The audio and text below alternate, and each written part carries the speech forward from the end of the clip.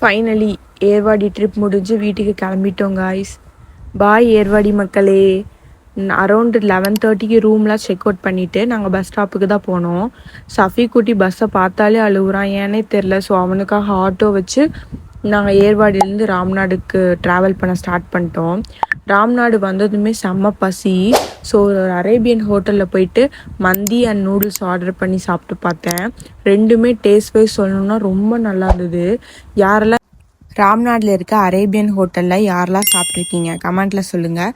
ஃபுல்லாக சாப்பிட்டுட்டு ஜூஸ் குடிச்சிட்டு ஸ்டேஷனுக்கு தான் போகிறோம். செம்ம வெயில், போகும்போதே நடக்கவே முடியல. ட்ரெயினுக்காக வெயிட் பண்ணிகிட்ருக்கேன். சஃபி குட்டி பாருங்கள் பேக் மேலே உட்காந்துருக்காரு. ஃபைனலி ட்ரெயினும் வந்துடுச்சு.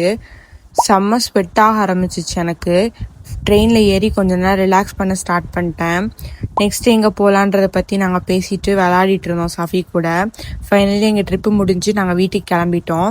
இந்த மாதிரி மோர் வீடியோஸ்க்கு நம்ம போயிட்டு மறக்காமல் ஃபாலோ பண்ணிக்கோங்க. இந்த வீடியோ பிடிச்சிருந்தா லைக் அண்ட் ஷேர் பண்ணிடுங்க. டாடா பாய்.